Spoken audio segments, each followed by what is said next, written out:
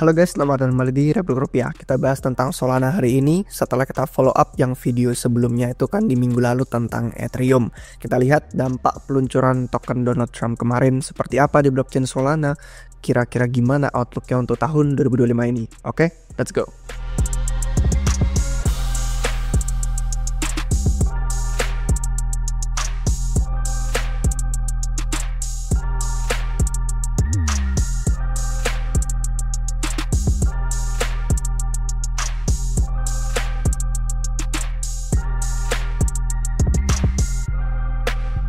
Oke guys, jadi kita lihat kegaduhan meme Donald Trump. Ada yang tokennya Trump, ada yang istrinya Melania, terus kalau nggak salah anaknya pun si Barron juga ada.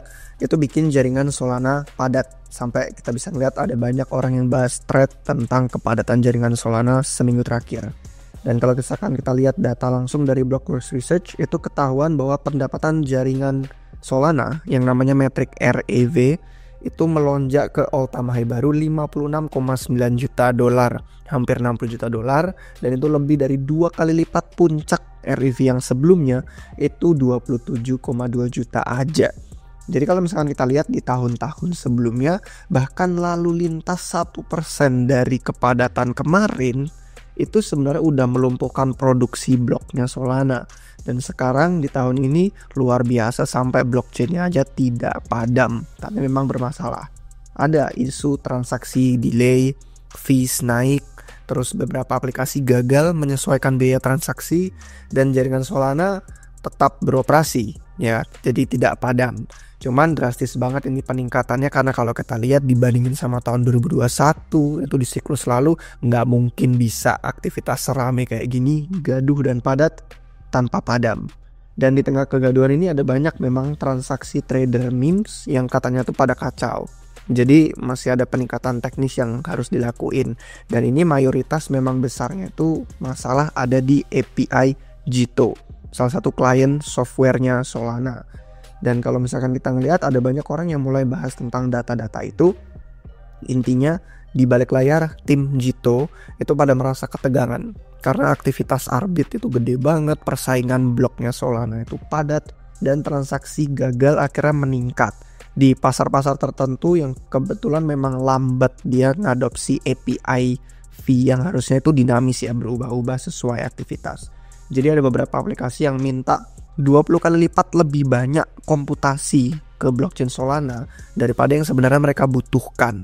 Jadi nggak efisien. Makanya ada yang sempat bilang dan ngasih beberapa screenshot compute unitnya bener-bener sampai ke ujung batas, menyebabkan padat jaringan karena throughputnya tuh jadi nggak efisien, makanya rendah. Nah cuman statistik dari node klien software yang namanya Agave itu ada yang menunjukkan kalau ternyata semua kepadatan ini masih baru pakai masih baru pakai 7%, jadi sisa 93% kapasitas yang masih belum kepake di blockchain Solana karena ada bug software. Nah artinya besar masih nih performa yang terpendam dan belum dipakai dari blockchain Solana. Ini mengungkap kalau ternyata potensi skalabilitas Solana itu perlu solusi yang lebih kuat biar semuanya bisa kepake, bisa dimanfaatkan tanpa ada yang terbuang sia-sia. Klien validator Firedancer contohnya yang bakal meluncur. Kemudian ada ekspansi nanti ruang blok Solana dipakai lebih efisien. Ada layanan RPC yang lebih baik yang menghubungkan user kayak kita ke blockchain. Jadi semuanya itu untuk menangani hambatan Solana biar lebih efektif. Contoh nama RPC yang paling sering kalian dengar biasanya Helios. Nah gila memang ya kalau dipikir-pikir, Presiden AS loh yang ke-47 itu meluncurkan token di Solana. Dan miliaran dolar udah masuk ke kripto, blockchain ini jadi mainstream, dan ada yang bilang berargumen katanya malah jadi alat politik. Tapi ini intinya pertanda kalau ada adopsi yang meningkat, walaupun memang harus waspada karena bakal semakin marak nih penipuan dan manipulasi pasar. Jadi dengan kejadian seperti ini memaksa developer dan user di Solana untuk bisa menghadapi yang namanya realita. Secara teknis memang ada kepadatan jaringan, ada lonjakan biaya, ada masalah UI mungkin beberapa yang terpengaruh, dan arbit transaksi yang kompleks. Itu semua memang keren karena bahkan di tengah tekanan luar biasa seminggu terakhir, blockchain Solana tidak padam, tetap beroperasi. malah mencetak rekor ekonomi baru yang tadi kita lihat di awal ya, metriknya REV. Jadi sambil mendapat wawasan update, mereka ngerti nih nanti yang perlu dilakukan berikutnya, apa yang perlu di-upgrade. Nah 2024 memang tahun yang besar untuk Solana, jadi tahun 2025 ini kami pikir bakal jadi tahun yang besar lagi.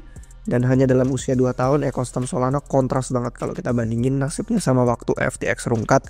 Lihat Solana yang dulu, bukan Solana yang sekarang. Outlook Sol di tahun ini sama kayak tahun lalu, terus bakal membaik. Dan selama Ethereum itu malah krisis eksistensial. Mungkin kalian lihat beberapa hari terakhir di Twitter. Nanti kita bahas di episode berikutnya kalau mau tentang perbandingan kepemimpinan di Ethereum sama di Solana.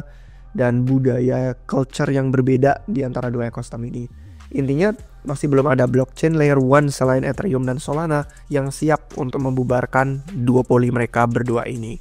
Jadi untuk outlook 2025 Solana itu sebenarnya ngelihat dari kemarin dia bangkit ya, dari yang tadinya dibilang katanya mati, jadi tempat kelahiran banyak narasi atau meta baru. Dan itu yang besar-besar di tahun 2024 nanti kita bakal lihat banyak sekali.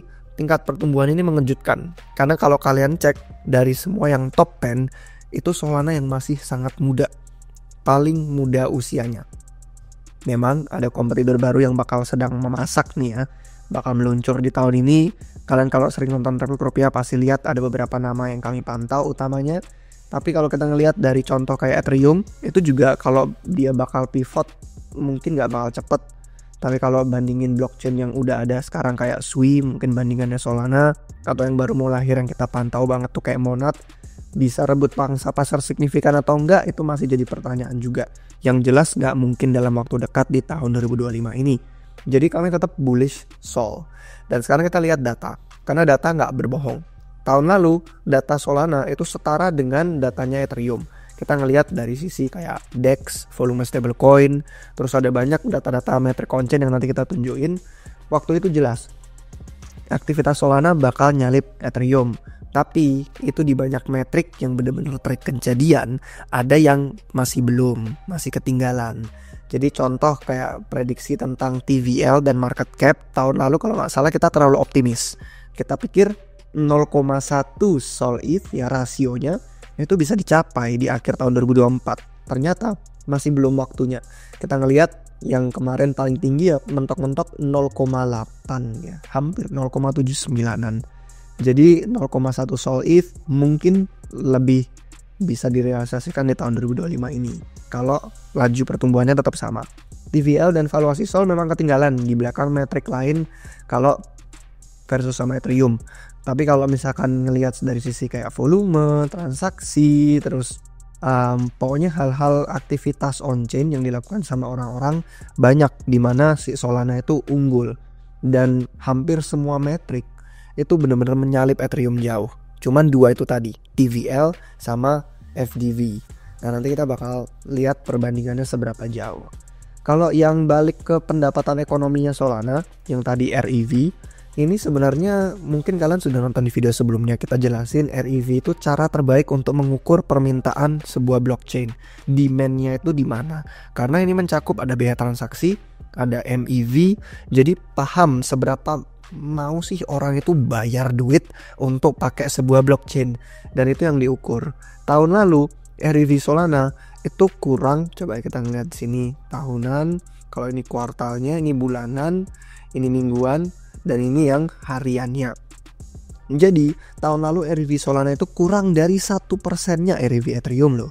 Sekarang REV Solana udah pernah nyalip 2 kali lipat dari REV-nya Ethereum. Jadi pendapatan Solana per harinya itu udah sempat 2 kali lipat lebih banyak.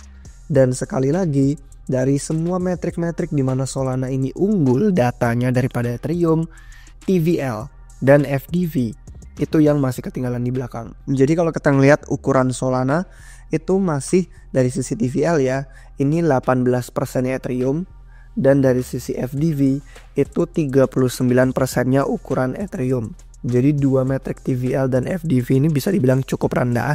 Nah sekarang pertanyaan saya adalah, menurut kalian apakah ETH-nya yang overvalued atau Sol-nya yang masih undervalued? Nah data memang gak bisa berbohong, cuman bisa berubah sekejap. Dalam semalam bisa tiba-tiba berubah Kayak sekarang lagi bagus-bagusnya, bisa aja tahun ini tiba-tiba datanya Solana buruk atau gimana, nggak ada yang tahu. Buktinya aja pertumbuhan Solana tahun 2024 ya kan, dari yang tadinya kecil banget, nggak ada 1%-nya Ethereum, sekarang jadi melonjak menyalip lebih tinggi. Jadi dari blockchain kecil yang sekarat, sekarang bisa dibilang kayak banyak banget metrik-metriknya itu udah unggul. Kalau mau lihat lebih lanjut, ada banyak dashboard yang dibikin sama Blockworks Research, ada di Artemis secara publik juga. Messari juga punya portal tentang Solana, kalian bisa banding-bandingin metrik-metrik utama, kayak pertumbuhannya tiap kuartal. Secara finansial, kita bisa ngeliat juga jaringan dan ekosistem itu semua ada banyak di dashboard yang tersedia secara publik gratis. Jadi, kita cuma perlu pahamin aja fundamental yang bisa mendorong pertumbuhan Solana ini. Karena data kan berubah-ubah. Jadi nggak cukup bergantung sama data. Nah, 2 hal besar yang mendorong pertumbuhan Solana menurut saya, pertama itu UX-nya superior, yang kedua kontennya lebih bagus. Konten seperti apa nanti kita bahas. Jadi yang pertama UX superior. UX-nya itu jelas. Untuk yang udah pernah pakai Solana, bandingin deh sama blockchain lain. Solana lebih cepat, lebih murah daripada Ethereum. Bahkan lebih murah daripada layer 2 yang centralized kayak Base. Tapi bukan cuman itu aja. Keunggulan teknis bukan satu-satunya, karena ada perbedaan UX yang hampir mungkin nggak ketahuan, nggak kentara, karena ini dialami oleh orang-orang yang transaksi di blockchain Ethereum atau EVM. Contohnya waktu kita transaksi di Solana, kita klik tombol buy di Jupiter, udah selesai. Tapi kalau di Ethereum harus approve tokennya dulu, jumlahnya banyak atau sekian atau unlimited. Terus setelah itu baru kita bisa beli, dan itu pun sign-nya nunggu harus kita udah approve token. Jadi ada langkah tambahan lah daripada kita langsung beli. Halnya minor, kecil, tapi perbedaan simple kayak gini itu menambah pengalaman UX yang bisa lebih superior di Solana. Untungnya udah ada beberapa percakapan untuk membawa beberapa proposal biar Ethereum nggak perlu lagi approve token seperti itu.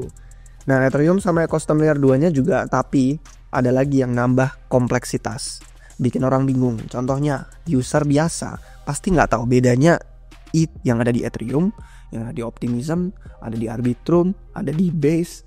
Memang sih ada dompet kayak Coinbase yang bikin UX-nya ini di abstraksi, jadi nggak terlalu buruk. Tapi ya ada beberapa aplikasi lain juga selain dompetnya Coinbase. Cuman ya nggak bisa menutupi kenyataan kalau memang likuiditas Ethereum itu terpecah kemana-mana. Dan ekosistem Solana itu bedanya sangat menyatu. Kalau kita transfer aset nih ya, jadi misalkan ke Solana, itu ya bener-bener transfernya ke Solana doang. Nggak ada Solana 1, Solana 2, Solana A, B, C, D, E. Beda sama kalau kita mau transfer ke Ethereum, mau pilih layer 1, layer 2, layer 2-nya ada bejibun, dan harus bridging, tokennya kadang harus di-wrap, terus gonta-ganti jaringan di walletnya juga. Jadi UX Solana udah lebih simple, cocok untuk adopsi retail. Developer tinggal fokus aja bikin aplikasi yang berguna daripada ngabisin waktu harus menutupi keburukan UX blockchain. Nah, keunggulan UX Solana memang semakin baik sering waktu, karena ya namanya orang udah nyaman, makin stay. Jadi memang gampang untuk pindah dan berganti blockchain. Cuman secara psikologis itu nggak mudah. Kalau kita migrasi aset kripto manual, apalagi duitnya banyak, itu serem. Lihat aja. Alasan besar TVL di aplikasi DeFi Ethereum itu tetap ada di sana semua karena orang nggak suka mindahin dana besar. Jadi cenderung malas. UX yang udah bagus bakal bikin orang tetap betah. Jadi tinggal di sana terus. Kayak anggap nih kalian udah familiar dengan satu front end. Mungkin wallet Phantom bagus, udah kalian suka, nyaman, mudah, mulus. Atau front endnya Jupiter, gampang untuk mau ape in token, untuk DCA, untuk swap segala macam. Biasanya jadi nggak mau pindah, jadi nggak mau ganti, nyobain front end baru dan membiasakan diri lagi. Jadi alasan yang sama kayak kalau di dunia HP, orang biasanya ada setia dengan bukan HP doang, device itu satu ekosistem biasanya pada setia. Kalau setia di Apple ya di Apple, kalau di Android ya di Android. Jadi banyak orang yang pertama kali belajar kripto di siklus ini, misalkan masuk lewat Solana, kemungkinan bakal tetap stay di Solana kalau betah. Jadi Solana terus dapat mayoritas pengguna kripto baru, dan kalau itu berlanjut, maka semakin pesat dia di depan posisinya meninggalkan jaringan blockchain lain. Hal terakhir seputar UX itu adalah Blinks, blockchain links. Ini udah kita bahas banyak di video-video tahun lalu. Blinks itu intinya mengubah cara interaksi blockchain. Jadi cukup satu klik tombol di platform Web2, nggak usah buka front end wallet atau segala macam. Kalian bisa aktivitas on-chain, beli token, cetak NFT, banyak lagi. Dan dompet backpack baru aja ngumumin integrasi Blinks. Jadi nanti bakal ada aplikasi lain seperti backpack yang bakal mengikuti jejak. Dan teorinya memang Ethereum bisa bikin Blinks juga atau blockchain lain. Tapi prakteknya nggak mudah karena ada banyak standar. Kalau di Solana semua token standarnya itu sama. Jadi aplikasi bisa interaksi dengan mudah, semuanya dalam satu kode yang sama. Kalau di Ethereum ada terlalu banyak standar dan itu jadi membuat produk seperti Blinks lebih susah. Inilah arsitektur Solana yang menonjol karena dia bener-bener semuanya hanya ada di dalam satu blockchain. Ngingetin kayak ada komik ya, kalau kalian pernah lihat misalkan situasinya ada 14 standar. Biasanya orang bikin satu standar lagi biar menyatukan semua standar yang berbeda, tapi jatuhnya jadi ada 15 standar. Poin terakhir dari sisi fundamental Solana selain UX superior adalah konten bagus. Konten ini bukan konten yang dibuat dalam biasanya media sosial Web2 ya, tapi lebih ke kayak isinya. Blockchain itu apa aja aplikasi-aplikasinya. Jadi waktu ditanya keunggulan jangka panjang Solana yang membedakan dia dari blockchain lain, Anatoly itu nggak pernah jawab keunggulan kayak secara teknis. Dia nggak bilang teknologi. Karena kalau ditanya, Anatoly bilangnya ada blockchain lain kayak Sui, kayak Monad yang itu bisa aja menyaingi performa Solana. Tapi daripada bergantung sama masalah teknis, dia percaya layer 1 blockchain itu bergantung sama konten. Isinya apa sih? Mirip sama model teknologi raksasa yang udah gede kayak Facebook yang susah untuk dihancurkan monopolinya. Jadi nilai triliunan dolar perusahaan Facebook itu bukan karena UI UX, bukan, tapi karena semua konten gratis yang dihasilin sama orang di Facebook. Dan tanpa konten, kerajaan iklan Mark Zuckerberg itu runtuh. Blockchain pun nggak bisa menang cuman karena murah atau cepat, tapi karena aplikasinya. Isi kontennya itu apa? Di siklus lalu, Ethereum punya semua kontennya, token ICO, DeFi, gaming, NFT, Ethereum punya semuanya. Bahkan hari ini pun dia masih memimpin. Ekosistemnya jauh lebih maju daripada blockchain lain. Kalau kalian lihat perbandingan jumlah protokol yang ada, protokolnya aplikasi ya, itu benar-benar 10 kali lipat lebih banyak daripada yang ada di Solana. Dan ekosistemnya jauh lebih maju, aplikasinya lebih canggih-canggih. Bahkan kalau kita ngelihat yang besar-besar pun masih bergantung sama Ethereum. Tornado Cash, Ethena, Morpho, Pendle, Yearn Finance, Eigenlayer, terus protokol CDP kayak Maker dan lain-lain. Jadi blockchain lain itu masih belum punya kekuatan seperti network effect-nya Ethereum. Walaupun Solana udah maju pesat, tapi masih di belakang dalam kategori konten yang besar banget di ekosistem Ethereum. Tapi konten memes itu adalah satu area yang dipimpin Solana. Hampir semua memes baru di siklus ini ada di Solana. Kalian lihat kategorinya di CoinGecko ada Solana memes. Kalau kalian lihat ya, Bong, Weave, Fartcoin, AI16Z, Popcat, Peanut, Goat, Trump yang baru kemarin aja Presiden AS, semuanya itu di Solana. Alasannya karena ada dua faktor. Yang pertama, Solana udah punya banyak user. Jadi developer tinggal ngikut di mana ada user. Yang kedua, alasannya karena mesin peluncuran token. Contoh aplikasi kayak Pump.Fund itu memudahkan siapapun. Ekosistem DeFi memang di Solana belum secanggih Ethereum. Tapi mungkin gak begitu penting untuk orang yang cuman pengen beli memes misalkan $100. Mereka gak cari tempat untuk DeFi canggih, dimana mereka bisa gadein stablecoin, ngambil pinjaman on-chain, dan yang lain-lain. Sebulan terakhir, Pump.Fund itu meluncurkan sekitar 50.000 token baru per hari. Dan secara kumulatif itu melahirkan lebih dari 6 juta token. Jadi kita udah ngelihat dari metrik perbandingan blockchain Solana ya sama yang ada di blockchain-blockchain lain, memes itu benar-benar mendominasi. Dan dari metrik Pump.Fund-nya itu gila ya, kalau dibandingin setiap hari ada 50.000 token baru, secara total udah melahirkan 6 juta token. Ya memang mayoritasnya sampah, karena yang di Pump.Fund itu banyak banget yang gak berguna dan bahkan tidak lolos bonding curve-nya Pump.Fund juga. Tapi intinya token itu adalah unit dasar blockchain kan. Tujuan utama blockchain itu melacak token, dan semakin banyak token semakin banyak peluang untuk bisa membangun sebuah produk yang bagus. Lihat aja Goat ya, Terminal of Truth, terus Goat dari gak jelas menjadi perintis meta baru. narasi AI agents. Nah, Pump.fun itu memang berhasil membuat orang berbondong-bondong ke Solana. Akhirnya pada suka trading di Solana, developer tinggal bikin aplikasi, Solana udah memecahkan masalah tersulitnya duluan, yaitu cari user. Jadi pembangunan aplikasi DeFi yang lebih canggih menurut saya tinggal menunggu waktu aja. Kenapa saya bilang gitu? Karena alasannya gini, jadi kalau misalkan orang bilang nyari siapa the next Solana, kadang ada yang mikir mungkin Avalanche, mungkin Terra Luna, mungkin Polygon itu di siklus lalu ya. Padahal ada beberapa yang bilang the next Solana itu ya Solana sendiri. Karena lebih gampang untuk Solana itu ngefork aplikasi yang ada di Ethereum pindah ke sana. Daripada Ethereum ngefork penggunanya Solana, usernya disuruh pindah, disuruh migrasi. Karena alasan itulah ada banyak aplikasi-aplikasi yang udah pada mulai pivot, migrasi, dan momentum Solana unggul dalam hal konten. Jadi itu yang dimaksud ya, isinya, aplikasinya. Mungkin bertahun-tahun ke depan bisa. Kalau pertumbuhan lebih cepat daripada Ethereum, nanti jarak valuasi Sol itu sendiri akan mendekati valuasinya ETH mungkin. Kalau tahun lalu mungkin kita mikirnya ya 0,1 Sol ETH itu kayak terlalu optimis. Mungkin tahun 2025 ini saya pikir nggak bakal kaget, nggak bakal mengejutkan kalau 0,1 Sol ETH itu bisa terpenuhi. Ingat sama salah satu pendirinya Solana, Raj Gokal aja bilang kalau dulu ngomongin Solana pasti harus nyebut-nyebut nama-nama kayak FTX dan lain-lain. Sekarang nggak pernah lagi disebutin. Jadi perbedaannya sangat drastis. Dari dulu sih memang Republik Rupiah percaya kalau masa depan tuh bakal ada banyak blockchain, tapi persentasenya di masa depan nggak ada yang tahu. Kebanyakan orang sepakat mungkin cuman ada akhirnya 4-5 blockchain besar aja, tapi ya aktivitasnya bisa merata kalau menurut mereka. Cuman gak heran kalau nanti jadinya malah blockchain yang terbesar mungkin megang aktivitasnya gak rata sama 4-5 blockchain lainnya. Mungkin lebih ke bisa megang 70% pasar mungkin atau lebih. Justin Drake dari Ethereum itu tampak setuju. Artinya layer 1 yang memimpin itu bakal signifikan lebih gede, lebih besar ukurannya daripada semua blockchain kecil lainnya yang ada di top 5, top 10 dan selain itu. Selama bertahun-tahun memang Ethereum jelas banget kesannya kayak dia yang bakal selalu memimpin terus besar.